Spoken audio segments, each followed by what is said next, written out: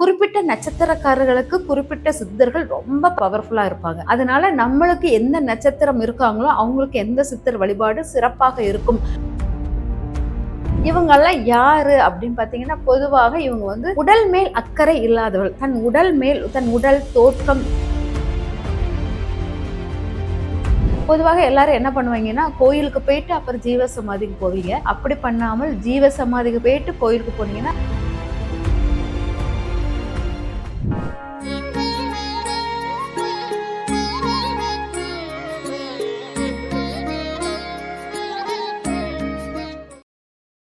Sri Varahi TV நேயர்களுக்கு வணக்கம்.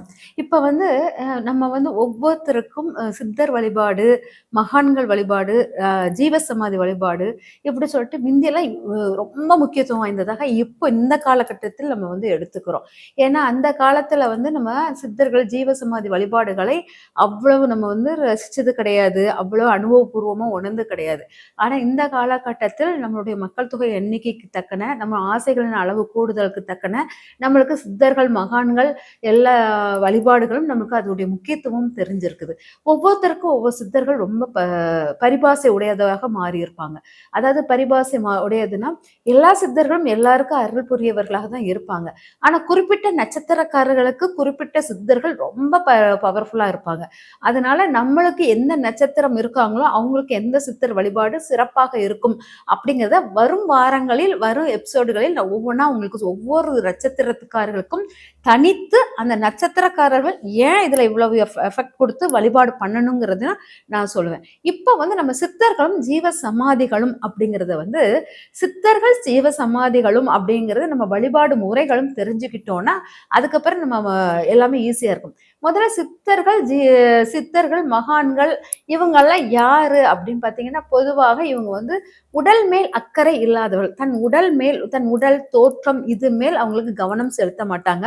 தன் உடம்பின் வலிகளை கூட அவங்க வந்து கவனம் செலுத்த மாட்டாங்க. அவ்வளவு வந்து தன் உடலை மறந்து, தன்னிலை மறந்து, தன் உள்ளொளியை பெருகக்கூடியவர்கள், உள்ளொளி வந்து அதிகரிக்கக்கூடியவர்கள். உள்ளொளி அதிகரிக்கும் போது தன் உடலை சுற்றிய ஒளி தத்துவத்தை அவங்க ஆக்டிவேட் பண்ணிக்கிட்டு இருப்பாங்க. வள்ளலார் மாதிரி சன்மார்க்க சித்தர்கள், ஞான மார்க்க சித்தர்கள் அப்படி சொல்லிட்டு சித்தர்களில் பல வகை உண்டு. இப்போ உள்ளொளியை பெருக்கி தன் உடலை ஃபுல்லாவே ஒளி வடிவம், ஒளி தத்துவத்துக்குரியதாக மாறுவதால் இவங்களுக்கு உடல் அழிவுங்கிறது பெரிய விஷயமாக தெரியாது. உடல் அழிவு, உடல் கழிவு இதெல்லாம் அவங்களுக்கு ஒரு முக்கியமான, அதனாலதான் கழிவுகளின் தோற்றமாகவும் இவங்க இருப்பாங்க. பாத்தீங்கன்னா சில சித்தர்களை பாத்தீங்கன்னா அழுக்காகவும் சாக்கடைக்குள்ளும் ஒரு மாதிரி அவங்க போட்டிருக்க உடைகளே அவங்களுக்கு முக்கியத்துவம் கொடுக்காத இதா இருக்கும். எனக்கு பிடித்த சித்தரில் பெண் சித்தர் வந்து மாயம்மா சித்தர் வந்து ரொம்ப அற்புதமானவங்க. இவங்க பாத்தீங்கன்னா இவங்க வந்து இளமை தோற்றம் உடையவர். ஔவையார் வந்து இளமை தோற்றத்திலிருந்து தன் வந்து இந்த இளமை தோற்றம் எனக்கு உறுத்தலாக இருக்கிறது. அவரும் சித்தர் தான் ஔவையாரும். இந்த இளமை தோற்றம் எனக்கு உறுத்தலாக இருக்கிறது. என்னுடைய இறைப்பண் தொண்டாற்றுவதும் மக்கள் தொண்டு ஆற்றுவதிலும் எனக்கு இந்த உடல் ஒரு உபாதையாக ஒரு இதா இருக்கு, பாரமா தெரிகிற மாதிரி இருக்குது என்னுடைய இளமை அப்படிங்கறது கேட்டு நம்மளுடைய விநாயகர் பெருமாள் வந்து அதுக்கு வந்து ஃபுல்லா வந்து உடல் அமைப்பை மாற்றி தன்னுடைய வயதான தோற்றத்தை ஏற்றுக்கொண்டார் நம்மளுடைய ஔவையார். இந்த மாதிரி சித்தர்கள் தன் உடலை வந்து ரொம்ப ஒரு பொருட்டாக எடுக்காமல் அந்த உடல் தோற்றத்தை மாற்றி தன்னை வந்து மக்களுக்கு அர்ப்பணம் செய்யக்கூடியவர்களாக இருப்பாங்க.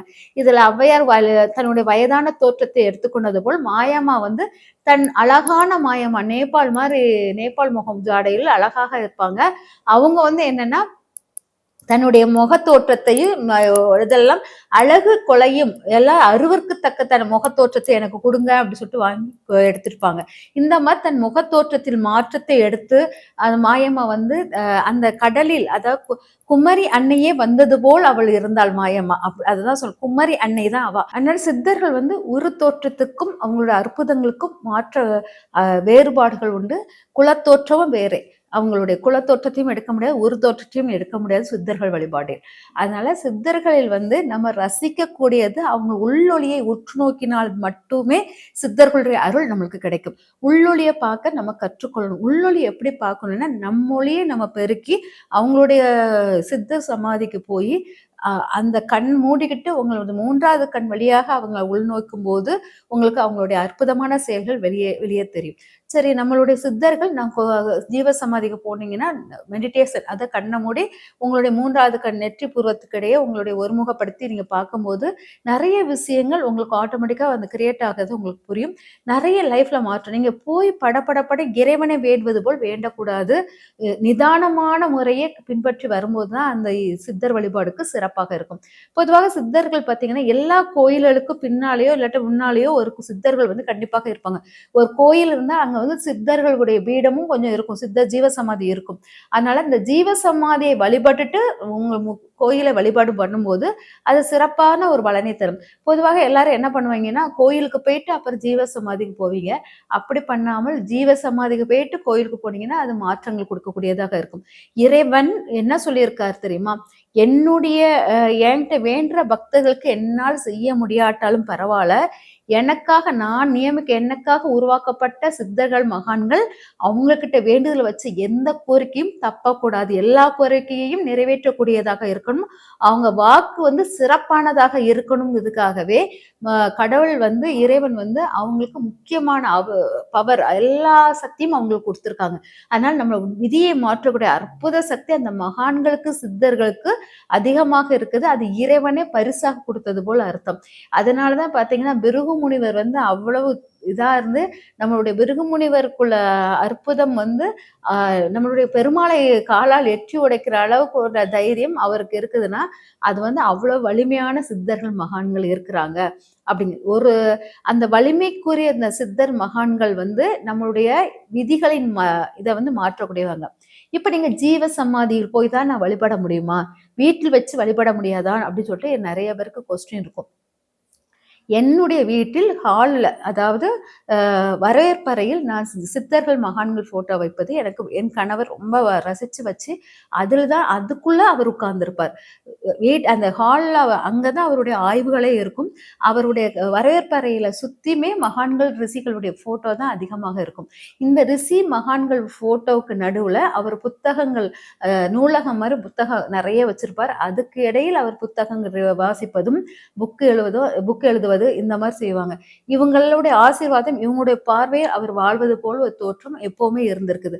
அதுதான் ரொம்ப பவர்ஃபுல்லா இருக்கும். அதனால நம்ம வீட்டுக்குள் நம்ம வரவேற்பறையில் நீங்க வந்து சித்தர்கள் மகான்கள் போட்டோ வச்சிங்கனாலே அது ரொம்ப ரொம்ப இருக்கும்.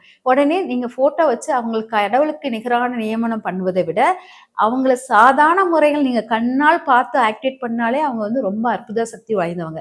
சும்மா மகான்கள் சித்தர்களுக்கு ஒரு 2 ஊதுவத்தி பூக்கள் இதை வைத்து அலங்காரம் பண்ணாலே அவங்க வந்து ரொம்ப இதா இருப்பாங்க. ஏன்னா அவங்க வந்து தன் உடலை நேசித்தவர்கள் கிடையாது, தன் உள் ஒளியை நேசித்தவர்கள். அதனால் இவங்களுக்கு உள் ஒளிங்கிறது நம்மளுக்கு காற்றில் பரவக்கூடியது போல். அதனால் நறுமணம் மிகுந்த பொருட்களை வைத்து அவங்கள பூஜை செய்வது சிறப்பாக இருக்கும். அதாவது பத்தியினுடைய, அதாவது ஊதுவத்தியுடைய மனமும் பூக்களுடைய மனங்களுக்கு இடையில் அவங்க வந்து உலாவுவார்கள்.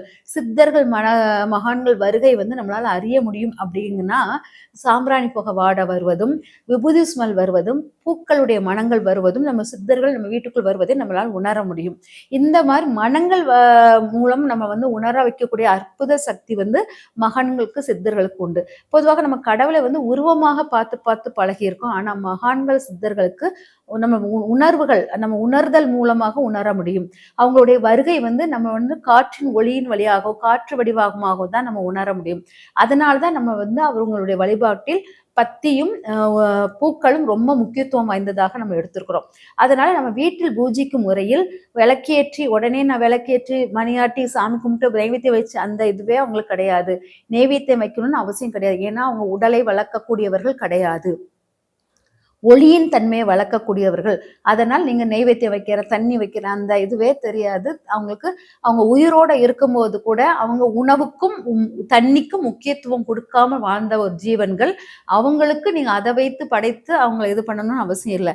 அவங்களுக்கு உண்மைத்தன்மையும் உங்களுடைய மனம் நிறைந்த உங்க கொள்கைகளும் அது வந்து அவங்களை குளிர வைக்கும். ஒவ்வொரு சித்தர்களும் உங்களுடைய ராசிக்கு உங்களுடைய நட்சத்திரத்துக்கு ஏத்தாப்பா நீங்க எடுத்து பழகிட்டீங்கனாலே அவங்க வந்து உங்களுக்கு நல்ல அற்புத மாற்றங்கள் குடுப்பாங்க.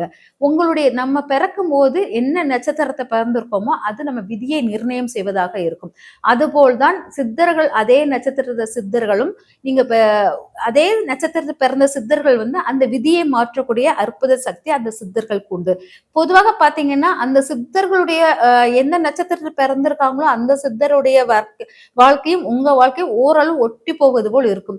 அதனாலதான் நம்ம வந்து அந்த சித்தர்களுடைய வழிமுறைகளை கரெக்டா பின்பற்றி அந்த சித்தர் எங்க இருக்கிறான்னு பார்த்து அந்த சித்தர்களுடைய போட்டோவை அடிக்கடி பார்த்து எனக்கு இந்த பிரச்சனை அப்படி சொல்லிட்டு புலம்புனாலே உங்களுக்கு நிவாரணம் கிடைக்கிற மாதிரி இருக்கும். ஆனா சித்தர்கள் வந்து நீங்க நினைக்கிற மாதிரி ஊதுவத்தி ஏட்டு கோயில் வச்சு அப்படியெல்லாம் பண்ணணும் அவசியம் இல்லை. அவங்க உருவத்தை வைத்து அங்க ஒளி தத்துவத்தை ஆக்டிவேட் பண்ணாலே உங்களுடைய கண்ணொளியில் அந்த 3வது கண்ணின் ஒளியை வந்து நீங்க ஆக்டிவேட் பண்ணிக்கிட்டு இருந்தாலே அந்த சித்தர்களுடைய அருள் உங்களுக்கு முழுமையாக கிடைக்கும். அது நறுமணங்களின் வழியாகவும் கிடைக்கும் கூடியவர் அப்படிங்கிறது முக்கியமாக இருக்கும். அதனால இந்த சித்தர்கள் குழுமி இருக்கும் வீடுகளில் எந்த கெட்ட சக்தியும் எந்த கெட்டதும் நடக்காது. அவங்க வந்து அற்புதங்கள், அதாவது இறைவன் செய்யக்கூடாத விஷயங்களை கூட இந்த சித்தர்கள் செய்து கொடுப்பார்கள். உயிர் காக்கக்கூடிய மருந்துகளை கண்டுபிடிச்சது, சித்த மருத்துவத்துக்கு முக்கியத்துவம் கொடுத்தது எல்லாமே இந்த சித்தர்கள். பொதுவா தமிழ்நாட்டுக்கு தான் சித்தர்களின் குழு அதிகமாக குழுமி இருக்கிறாங்க.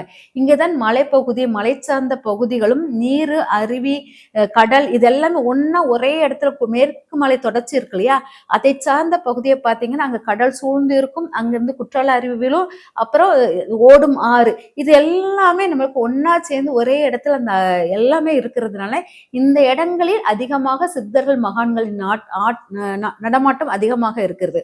அதனால்தான் இங்க வந்து மருத்துவம், அதாவது சித்த மருத்துவம் வந்து ரொம்ப அற்புத வாய்ந்த பலன் கொடுக்கக்கூடியதாக இருக்கு.